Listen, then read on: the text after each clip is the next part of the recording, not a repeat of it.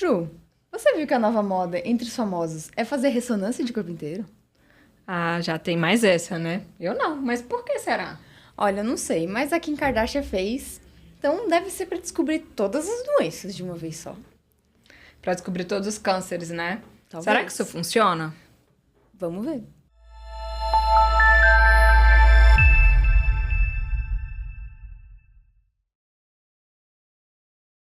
Bem-vindos e bem-vindas ao podcast Mais Saúde, por favor, construindo bons anos com muita qualidade. Aqui nós vamos preparar juntos uma estrada mais segura para a viagem da vida. Para isso, traremos informações de qualidade, dicas de saúde e motivação semanal. Eu sou a Juliana. E eu sou a Michele. Nós somos médicas.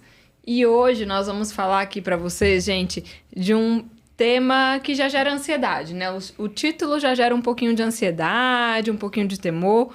Mas nós trouxemos aqui hoje nossa grande convidada, novamente, muito obrigada pelo convite, doutora Poliana Mara, que é geriatra formada pela Unifesp, cofundadora da Oncogeriatria Brasil, e está aqui hoje para agregar nessa conversa e quebrar um pouquinho de tabu, que é falar sobre câncer, né, e o rastreio. Será que eu devo me preocupar com o rastreio de câncer, né? Eu que agradeço o convite, um prazer estar aqui de novo com vocês. Muito bom, Poli. Então, eu acho que para começar, eu vou contar aquele casinho clínico que nos motivou a trazer esse episódio. E aí eu acho que foi de um paciente que eu atendi semana passada, estava internado conosco no hospital. Ele era o senhor GB, de 70 anos, super funcional, empresário, internou por uma dor abdominal, sangramento nas fezes. Foi feita uma tomografia que já viu uma suspeita de câncer, foi logo confirmada pela colonoscopia e já algo bem avançado. E quando eu fui conversar com esse paciente para falar sobre o diagnóstico, ele falou, nossa, doutora, mas será que eu poderia ter descoberto isso antes? Porque tem uns 3 anos que eu já estava com sangramento nas fezes, mas eu achei que era hemorroida, né? Eu já estava com essa alteração no hábito do meu intestino e nunca procurei um médico. E aí sempre dá aquela dor no coração, né? Você fala, poxa, será que a gente não poderia ter intervido antes? Será que a gente não teria um desfecho diferente? E aí foi por isso que a gente trouxe esse episódio aqui hoje e convidou essa grande colega nossa. Poli, a palavra é com você. Eu queria primeiro diferenciar duas coisas, né? Uma coisa é a investigação diagnóstica, Sim. tá? A investigação diagnóstica eu faço para um paciente que tem sintomas, sinais e sintomas. Sim, tá? perfeito. O que é o rastreamento? O rastreamento é a detecção precoce de doenças antes que elas manifestem sintomas, tá? Então, o rastreamento é isso. Eu vou investigar indivíduos assintomáticos que não têm nenhum sinal da doença, porém fazem parte de uma população de maior risco para o desenvolvimento de uma doença que pode ser comum naquela população, que pode trazer algum prejuízo, né, na saúde, ou que pode ser uma doença cujo tratamento gere muitos custos para a sociedade, né? Então, que tipo de doença eu rastreio? Eu rastreio doenças para as quais eu tenho condutas precoces. Exato. E aí que mora a grande questão. A gente vai rastrear tudo. Por quê? Porque, assim, se você faz um exame, você tem um resultado. O que você vai fazer com aquele resultado é muito importante. Se a pessoa está saudável no seu consultório, ela vai ser submetida, às vezes, a um exame invasivo. Às vezes, nem é tão invasivo assim, mas o resultado vai trazer novos exames invasivos. Pode levar até cirurgia, vai trazer angústia para essa pessoa. E, às vezes, a pessoa era simplesmente saudável. Como que a gente vai fazer com que a gente escolha um rastreio, um exame para determinada doença que vá realmente mudar a história da doença? Então, essa é a questão dos rastreios. Não é um diagnóstico, não é, doutora Poli? Eu não estou fazendo uma investigação diagnóstica. Eu estou procurando precocemente uma doença. Então, eu tenho que ter uma doença comum o suficiente para justificar que eu faça essa busca populacional. Exato. É uma doença cujo tratamento precoce, ele traz benefícios individuais, logicamente, mas ele também traz indivíduos populacionais. Eu tenho um custo muito menor para tratar aquela doença precocemente do ponto de vista populacional do que eu deixar a minha população com estágios avançados daquela doença, cujo tratamento é muito mais caro, e obviamente que para o indivíduo isso também tem um peso muito grande. Sim. Né? O tratamento de um câncer em sua fase inicial, ele é muito mais fácil, muito menos penoso e ele é curável. Exato. Eu curo a doença, né? Exato. Eu não deixo a doença progredir para uma fase incurável. Sim. Né? A gente parte do pressuposto que doença metastática ela é incurável, né? Exato. A gente vai ter poucos tumores que você consegue, né, remissão completa, resposta completa, quando a doença é diagnosticada de forma metastática. Para a maioria dos cânceres, diagnóstico da doença avançada metastática é incurável. Então, eu quero diagnosticar o câncer em fases curáveis, para que eu tenha um tratamento mais custo-efetivo, menos penoso para aquela pessoa e que ela cure. Sim, né? Que ela recupere a sua saúde depois desse tratamento. E eu acho que esse caso é justamente isso, né? Talvez foi o diagnóstico que nós fizemos, mas se esse paciente tivesse feito o rastreio, né? Que está preconizado o rastreio de câncer coloretal, né, a partir aí dos 50 anos, a Polly vai falar um pouquinho mais pra gente que teve uma mudada nesses últimos anos, mas se a gente fizer o rastreio de uma forma adequada, a gente consegue prevenir muito mais e a gente consegue ter menos custos, tanto para o paciente quanto para o próprio sistema de saúde. Exatamente. Né? Então, eu acho ele poderia não ter tido sintoma, não ter tido sangramento, não ter tido a dor abdominal e não ter tido o diagnóstico do câncer numa fase, né, mais avançada da doença. Exato. Então, eu acho que aqui a gente tem as duas balanças, né? O caso que a Mi trouxe, né, de grandes famosos aí fazendo ressonância, do exagero, né? De fazer ressonância de corpo inteiro. Por outro lado, pessoas que acabam deixando passar batido sintomas e sinais e muitas vezes esquecem que precisam de fazer rastreio. Então, eu acho que a gente vai achar o equilíbrio, né? Não vamos, pessoal, achar o equilíbrio entre esses dois hoje. Como que a gente separa, então, o joio do trigo, doutora Polly? Quais... A partir de quantos anos, né? Eu tenho 4 tumores principais, tá? Na verdade, 5, né? A gente fala 4 quando eu penso mais na população idosa, se bem que no Brasil este 5º também é comum na população idosa, tá? Mas eu tenho 4 tumores principais, cujo rastreamento ele é muito importante e custo efetivo para as populações, que é mama para a mulher, próstata para o homem, cólon, homens e mulheres, tá? E pulmão, homens e mulheres também, né? E o 5º seria o câncer de colo uterino, que infelizmente na nossa população é muito comum, né? Uma doença que você poderia prevenir mais de 90% dos casos com a vacinação, né, contra o HPV. Eu espero que as pessoas passem a aderir cada vez mais, que as mães levem seus filhos para vacinar. Né? Porque você pode tomar essa vacina, né, até mais velha, enfim, mas a idade preconizada é dos 9 aos 14 anos. Sim. Então, assim, vacinem seus filhos, por favor, para que eles não precisem, né, vir a ter problemas com o câncer, que é muito evitável. Sim. Você evita mais de 90% dos casos do câncer de colo uterino. Então, assim, por favor, né? E os meninos também precisam, né, vacinar.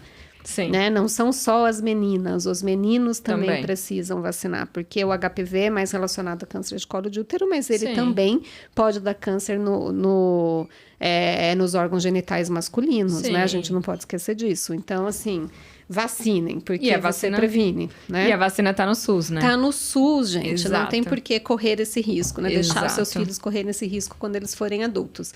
Então, acho que é algo importante.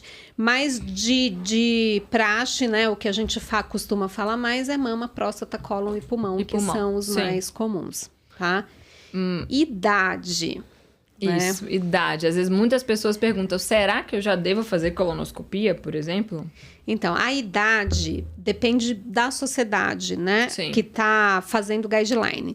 Então, algumas sociedades, principalmente fora do Brasil, eles colocam... A maioria a partir dos 50 anos. 50 anos, né? A maioria a partir dos 50 anos.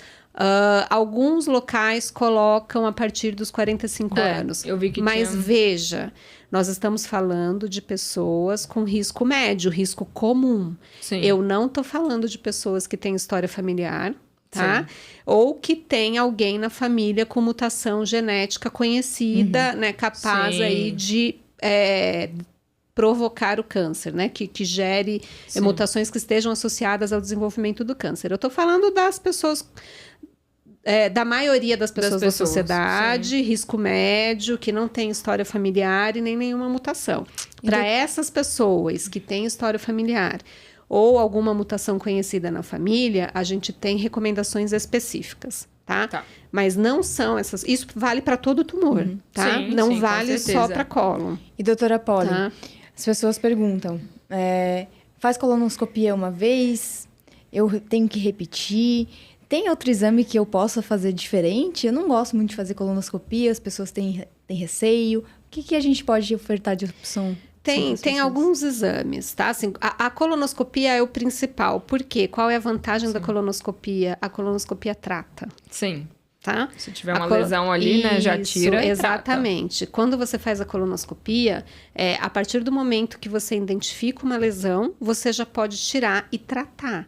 Você já pode tirar lesões que a gente chama de pré-neoplásicas, né? E o aparecimento e a quantidade dessas lesões que vão definir a periodicidade do rastreamento. Então, assim, não existe uma periodicidade fixa para todo mundo. Sim, vai depender do resultado. Faz colonoscopia a cada 1 ano, faz a cada 3, a cada 5, a cada 7, a cada 10. Depende. Depende do que veio na sua primeira colonoscopia de rastreamento. Exato. Né? Se a sua colonoscopia primeira é normal, hoje em dia eles preconizam intervalos, a depender da sociedade, de 7 a 10 anos. Tá? E aí, conforme vão aparecendo lesões, né? Se você tem mais de 11 lesões, por exemplo, pode ser anual, pode ser a cada 3 anos. Sim. Então, a periodicidade depende. Mas não é o único exame. Você pode fazer sangue oculto nas fezes, pesquisa de sangue oculto anual. O teste também, né, nas fezes, mas imunológico anual. Você pode fazer o que a gente chama de colonoscopia virtual, né? Que são testes de imagem não invasivos, né? Sim. Mas tendo em mente que o padrão ouro é a colonoscopia. Até por essa questão dela poder gerar tratamento também. Exato. Então, eu acho assim, o importante é a gente falar para as pessoas que é um exame chato. Não vou dizer que o preparo é legal, mas é um exame único ali que você vai fazer. Talvez precisar de repetir em 5 a 7 anos. Não vai ser algo corriqueiro, igual um exame de sangue, que tem que fazer aí 6 em 6 meses, uma vez por ano. Né? Então, eu acho que ajuda muito e a gente precisa divulgar mais isso. Eu acho o importante é fazer, gente. Acho que a partir de 45, aí chegando nos 50 anos, já pensem que talvez você precise de fazer uma coluna. Você tá num local, sei lá, não tem facilidade para fazer a colonoscopia, assim, vamos fazer o sangue oculto, mas vamos fazer. O ideal é fazer a colonoscopia, né? Mas assim, não dá para fazer por alguma razão. Eu tenho outros testes. Não vamos deixar de rastrear por causa disso. Exato, para não chegar igual o caso do seu GB. Exatamente. Certo? Então, acho que câncer de cólon, aí todo mundo lembrou, chegando próximo de 45, 50, vamos rastrear. E aí, Polly, você falou também do câncer de pulmão, né? Mas todo mundo tem que rastrear câncer de pulmão? Não, na verdade não é todo mundo, tá? O rastreamento do câncer de pulmão, ele é indicado para pessoas de 50 a 80 anos, tá? Fumante atual ou que parou de fumar há menos de 15 anos, tá? Com carga tabágica alta. O que se considera carga tabágica alta? Acima de 20... de 20 maços anos para cima. Sim, então né? Fumar um maço aí ou igual por dia durante 20 anos, isso é uma alta carga tabágica. Então quer dizer que se você é um fumante ativo ou parou de fumar há 4, 5 anos, você sim precisa fazer tomografia de pulmão. Então a gente recomenda, né, uma vez por ano, a tomografia de baixa dosagem. Né? Tem menos radiação. Tem menos radiação, então isso é o recomendado. rastreado, tá? Sim. A gente não tocou nesse assunto. Eu falei aqui 50, 80 anos. A maioria dos guidelines falam até 75 anos, tá? Sim, então. Pergunta frequente no consultório. Eu tenho idade para parar de fazer rastreamento? Né? Essa sempre é uma questão levada, né, no Isso é sempre uma questão e que vem mudando na maioria dos guidelines. Antigamente eles eram taxativos para aos 75 anos, para aos 80 anos. Hoje a maioria dos guidelines já trazem a recomendação de estima a expectativa de vida. Exatamente. A gente tem ferramentas hoje dentro do consultório para estimar a expectativa de vida. Exato. Utilizei uma ferramenta, né? A mais comum para a expectativa de vida de longo prazo, né? Na população brasileira é uma ferramenta que chama Suemoto, né? O índice de Suemoto. Você usa essa ferramenta, né? E a expectativa de vida daquele paciente individual que está na sua frente, né? É de 10 anos ou mais. Discute com ele. Discute com ele, avalie o risco individual dele, em que faixa de risco ele está. Exato. Né? Explica para ele os riscos e benefícios de cada teste, né? Tipo uma colonoscopia. Não é um exame isento de risco. Exato. Sim. Né? Aos 80 anos, talvez a gente precise ponderar, né? Exatamente. Depende de qual 80 anos eu tô falando. Isso que eu ia falar. Não é a idade cronológica em si que vai me dizer. Né? Mas a condição de saúde global daquele paciente. Então, avalie os riscos, avalia risco-benefício e discute com ele. O senhor quer continuar fazendo rastreamento? O senhor quer parar? Existe o risco de aparecer a doença depois que a gente parar? Existe. Existe. Sim. Né? E tem que compartilhar com o paciente essa decisão, né? Exatamente. Então, essa é a recomendação para todos, tá? Que agora, né, como eu falei, dei o limite, né, de pulmão. Né? Isso é o que está no guideline. Mas, enfim, a recomendação é essa. A gente se guiar por expectativa de vida. Tá? Então, acho que isso é o mais importante. Sim, com certeza, né? Porque tem pessoas de 70 e tem pessoas de 70. É muito diferente. A gente não pode se basear só na idade cronológica. Eu acho que isso é muito importante. Então, aqui a gente está reforçando a idade que você começa a rastrear e a idade final vai depender muito do seu médico, da sua expectativa de vida e do que você tem como princípio também. E outro rastreio que a gente acaba tendo muito em mente, principalmente a população que não é da área da saúde, por conta das campanhas, né? O Outubro Rosa, o Novembro Azul. Fala um pouquinho sobre a mamografia e o PSA. É para todo mundo? Então, a gente entra em zonas controversas. Da mamografia, não, né? Sim, a gente sabe da recomendação. Infelizmente, no Brasil, a recomendação, ela é uma recomendação que, diferente da própria Sociedade de Mastologia, né? E de recomendações internacionais, aqui no Brasil a recomendação é tardia, né? Começa aos 50 anos, sendo que no resto do mundo as recomendações são a partir dos 40 anos. Estamos, de novo, falando de risco médio. É óbvio que mulheres com mutações, né, como BRCA, que tem história familiar, né, principalmente de mulheres jovens na família com câncer de mama, precisam iniciar esse rastreamento antes. Então, elas precisam sentar com seus médicos e discutir com eles. Estou falando, de novo, de risco médio, risco geral. Tá, na população. Então, a partir dos 40 anos. Os guidelines, eles são bastante variáveis. Tem guidelines que falam de fazer anual, tem guidelines que falam de fazer a cada 2 anos, tá? Mas é outra doença que é importante a gente fazer, a prevalência é muito alta, principalmente nas mulheres idosas, tá? As campanhas, normalmente, elas são ilustradas com mulheres jovens. É lógico que chama mais atenção o câncer de mama numa mulher jovem, né? Primeiro, porque o câncer no jovem já chama mais atenção mesmo, por uma questão cultural. Segundo, porque os tumores nas mulheres jovens costumam ser mais agressivos, tá? Então, assim, é lógico que a campanha ela tem que ser para todo mundo, né? Mas é justamente por ser para todo mundo que ela tinha que focar também na imagem da mulher idosa. E ainda mais que o câncer de mama é um câncer curável em grande parte, e né? muito comum. Ele é mais comum. Eu tenho mais diagnósticos em mulheres idosas do que em mulheres jovens, né? Então, acho que é importante a gente colocar essa questão. O câncer é uma doença de gente idosa. Sim. A prevalência aumenta muito com o envelhecimento. A idade é um fator de risco para câncer, né? Isso. Então, o fato da campanha focar nas mulheres jovens faz com que, muitas vezes, as mulheres idosas não se reconheçam como população-alvo daquela campanha. E são principalmente elas. Sim. Né? Então, eu só queria fazer esse adendo. Né? Legal. E, de novo, vem a questão de... Não tem limite de idade, né? Se a expectativa de vida... ela é maior que 10 anos. Sim, às a vezes partir vale a dos pena. 75 anos, eu vou discutir, né, com essa minha paciente, a realização aí do rastreamento. Com tá? certeza. Então, acho que isso é uma coisa importante. Deixa eu ver se tem mais alguma coisa importante para falar.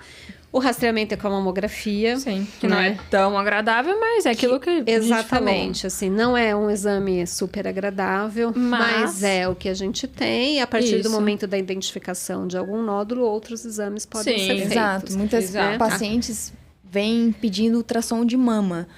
Na verdade, o ultrassom, ele acaba sendo um exame complementar, né? Ele Fazer ele junto. Isso. Assim, se você tá num serviço em que você tem acesso e você pode, o ideal é fazer os dois. Fazer os dois. Né? Eles se Porque complementam. um complementa o outro. Eu tenho mamas mais densas, eu tenho mamas menos densas, né? Cada um dos métodos vê melhor o nódulo num determinado tecido, né? A depender da quantidade de tecido gorduroso, tecido glandular, eu vou ter o exame que vê melhor. Né? Mas em termos de rastreamento populacional, né? Assim, é a mamografia resolve, que é o que a gente Vamos tem. bem dizer assim. Né? Acho que é o que a gente tem disponível, que é importante. Tem muita coisa falando do autoexame, né? É difícil, né? As pessoas advogam que o autoexame não deve mais ser feito. O que a gente costuma dizer?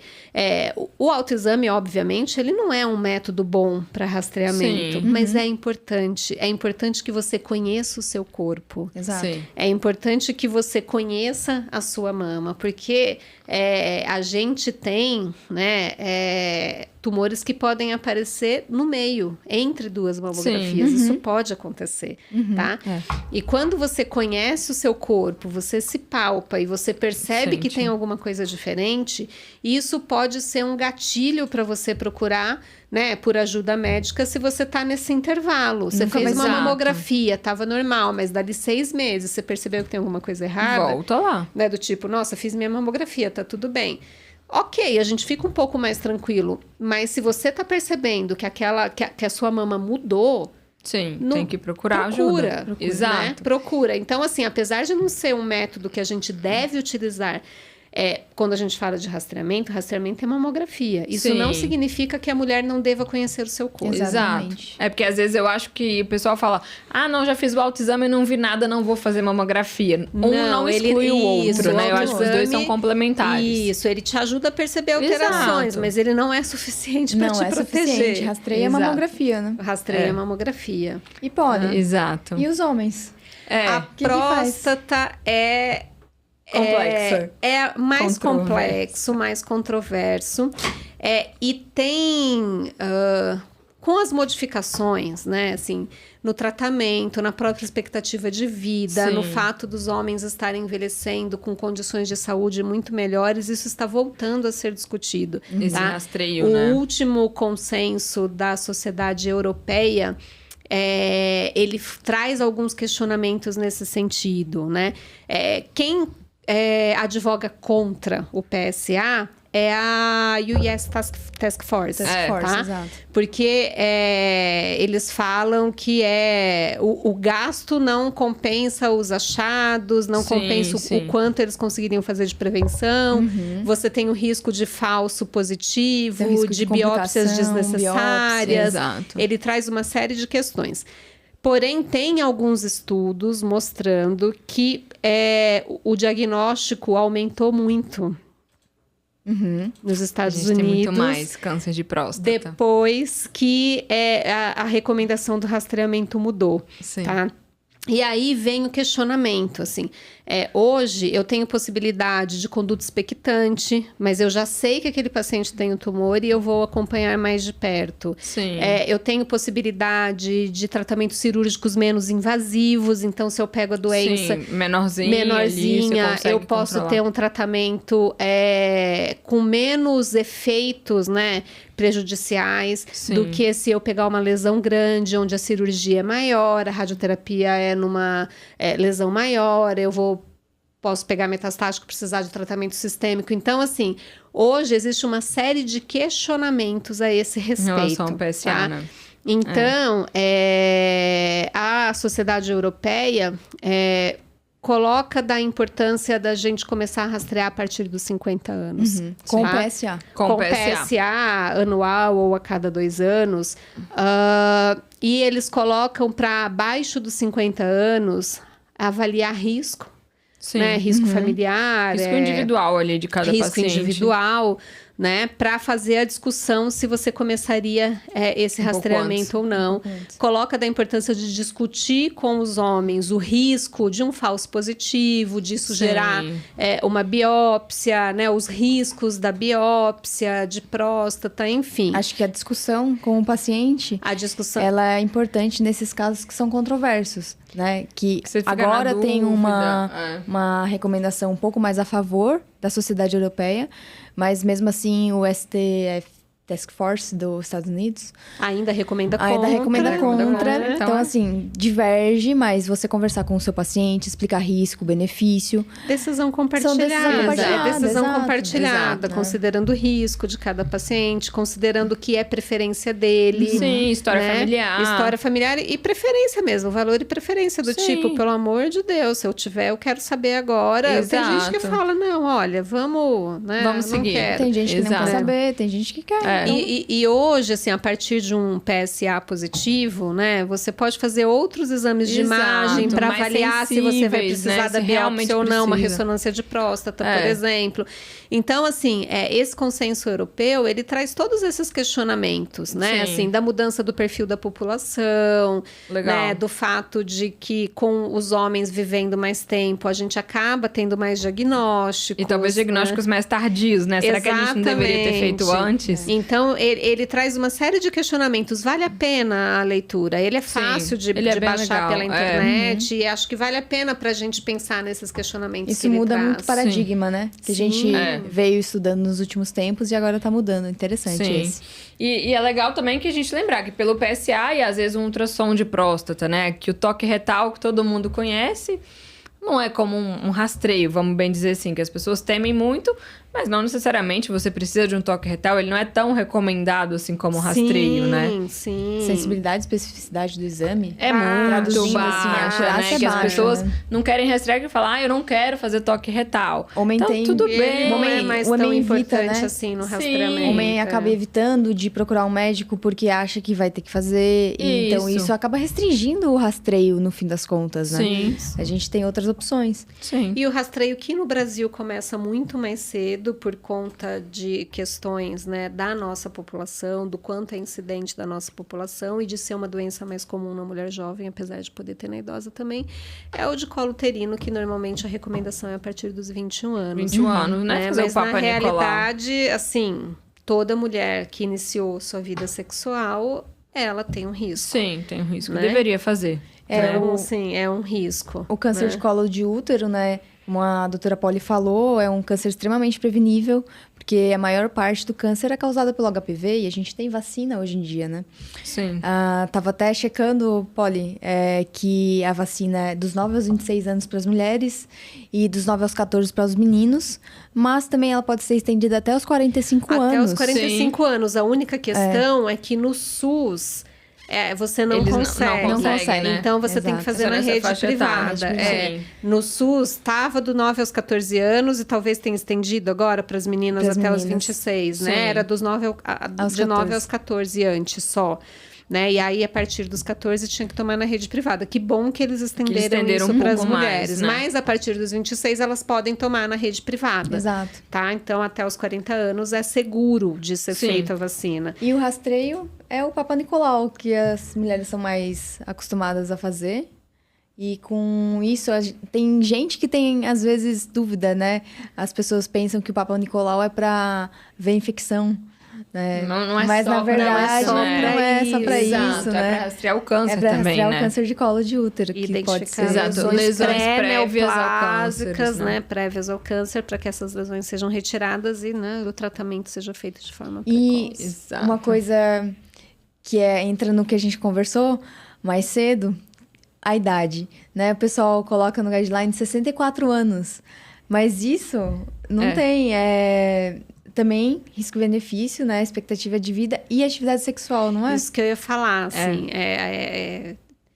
a gente conversou, né, num outro episódio sobre etarismo e eu fico pensando se isso não tem relação com uma visão que a gente tem de que a mulher idosa não faz sexo, né? Exatamente. Que ela é assexuada. E aí, se a gente pensar, né, nesse novo envelhecimento, na nova configuração, que pessoas, né, idosas também se separam, também tem novos parceiros, Sim. também, né, acho que é importante a gente discutir com a paciente, né, assim, se ela mantém relação, se ela tem novos parceiros, para que a gente possa discutir a manutenção desse rastreamento e até quando, né? Sim, tem com alguns certeza. trabalhos que mostram, né, que quando seus últimos exames, eu não vou lembrar o número, talvez a me saiba, quando seus últimos exames estão normais e você não tem mais atividade sexual, isso. 3 negativos. Você não tem mais atividade sexual, você poderia parar de fazer. Sim, tá? Exato. Justo. E aí, caso você volte a ter um Sim, parceiro, e você aí volta você a discutir repensa. com o seu médico se você quer voltar a fazer o rastreamento Sim. ou não, tá?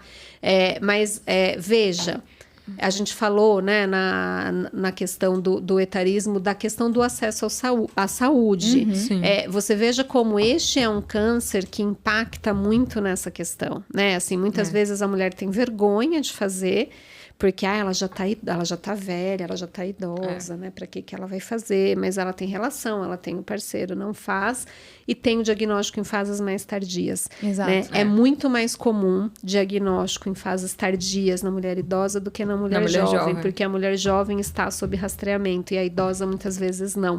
E aí ela faz o diagnóstico do câncer de colo do útero numa fase mais avançada. Sim.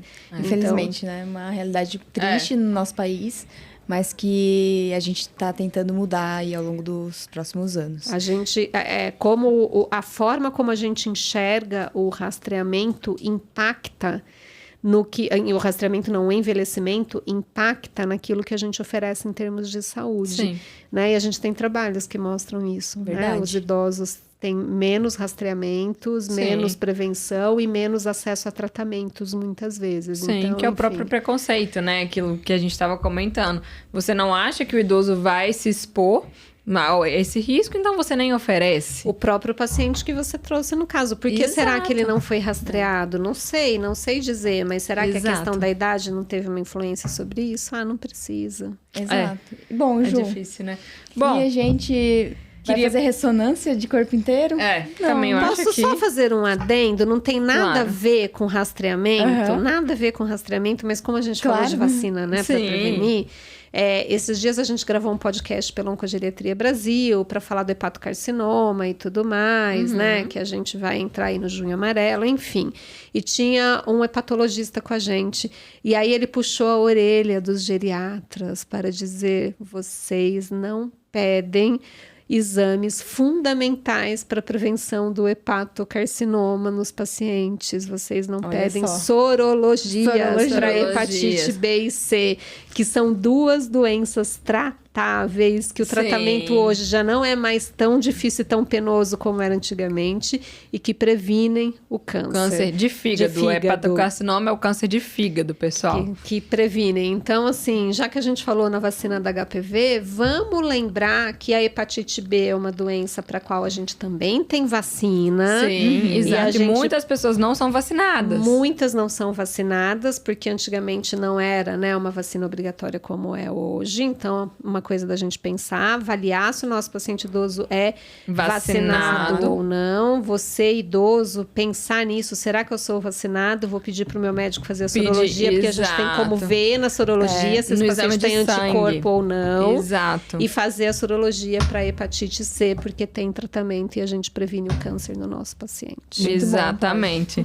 Então a Muito gente bom. não vai fazer ressonância de corpo inteiro. Pra todo jeito mundo. nenhum. Os exames Forma são escolhidos porque eles têm benefício populacional e eles têm risco-benefício, Sim. né? Para detectar um câncer. Então, hoje a gente falou dos exames para rastreio do câncer de colo retal. A gente falou também para mama, próstata, pulmão e colo de útero. E mama também, e fígado. A gente deu uma pincelada também, que são os principais que nós temos por aí. E aí eu vou trazer só mais uma pergunta antes da gente fechar esse episódio, que alguns pacientes chegam para mim no consultório falando: ai, doutora, pede todos os marcadores. Eu quero CEA, eu quero CA, eu quero todos. O que você acha, Polly? Marcador tumoral serve única e exclusivamente para acompanhamento do tratamento do câncer. Perfeito. Ponto. Exato. Tá? Ele não serve para rastreamento. Exato. Não serve. Porque tem um pessoal aí que se prega, né? Que tem o elixir da longevidade, que tá dosando esses marcadores para todo mundo, sem qualquer individualização de caso. Então, a gente tá aqui para mostrar para vocês que não é necessário, ele serve para acompanhamento de doença. Ele é para avaliar a resposta a tratamento, Exato. avaliar a doença. Ele não serve Para rastreio. para outras coisas. Ele não Exato. serve para rastreio. Ele serve para eu acompanhar o tratamento da doença. Então, se Exato. você tá saudável, vai no seu consultório, no consultório do seu médico. Não adianta pedir marcadores tumorais. Não adianta. Você tem que fazer os rastreios que estão indicados para a sua idade e de acordo com as suas preferências, mas fazer exame de sangue querendo ver tudo não faz sentido, tá? Não gasta seu dinheiro com isso. Vai gastar o dinheiro com Com qualidade outras de vida, coisas. com outras coisas que melhoram sua qualidade de vida. Exatamente, E aí, pessoal. Ju? E aí, eu acho que pra gente fechar, eu queria só trazer um dado muito legal da US Preventive Service Task Force, que é dos Estados Unidos. A gente tira grandes recomendações por esse conjunto, é um conjunto de médicos especialistas, né, que fazem essas recomendações. E eles mostram que 4 em cada 10 cânceres podem ser preveníveis. E como que a gente pode prevenir, Mi? Bom, a gente pode prevenir com hábitos, né? Primeiro, eu vou perguntar pra você, Ju, desse episódio. O que Tá. você vai levar na sua mochila hoje? Então, eu vou levar que a maioria dos cânceres podem ser, sim, preveníveis, né? Na verdade, eu vou tirar da minha mochila algumas coisas, tá? Eu vou tirar o cigarro. Eu achei que quem fuma pode repensar essa questão do cigarro. Ele aumenta risco de câncer de pulmão, de câncer de bexiga, e, na verdade, de vários outros Câncer de cânceres. colo, Câncer câncer de de colo, tudo. de tudo. Eu vou tirar também embutidos, tá? Porque embutidos visivelmente aumenta risco de câncer de cólon também. E eu vou colocar muita disciplina para poder acompanhar regularmente no meu médico e ter um médico de confiança para que ele me indique quando eu devo rastrear ou não. E muita disciplina para continuar na atividade física, continuar com alimentação saudável e também tratando a mente, né? Com muita disciplina para continuar na terapia, porque eu acho que essa parte também importa. Eu vou botar só mais uma coisinha nessa mochila. Pra gente evitar de fazer exames desnecessários. Exatamente. Então, essa é a mensagem que a gente quer trazer nesse podcast, que não é quanto mais exame você fazer, melhor né? você vai estar assistido de saúde. Não, você vai precisar fazer exames que são específicos para procurar alguma doença e que eles tragam algum benefício para você no futuro, não é, Polly? Logicamente. Não adianta a gente querer... primeiro que a gente não controla tudo, né, Sim. gente? Assim, tem coisas que escapam ao nosso controle. E a gente não tem exames para tudo. A gente não tem exame para prevenir tudo. Sim. Né? Você quer fazer algo que vai prevenir muitos problemas de saúde? Cuida de você. Exato. Né? Cuida da sua alimentação, para de fumar, controla o consumo de bebida alcoólica, Exato. se protege de exposição solar desnecessária, usa filtro solar, pratica atividade física, cuida de você. Né? Acho que isso que é o mais importante. Assim. Com certeza. Não existe exames para prevenir tudo. Exatamente. Eu Bom, acho que Polly. acho que essa é a mensagem que fica, né? E Pode falar, Mi. Bom, a gente quer agradecer a doutora Poliana, que veio nos prestigiar, que aceitou nosso convite para participar dessa conversa, esse bate-papo gostoso. E eu quero agradecer aos nossos ouvintes e espero vocês no próximo episódio.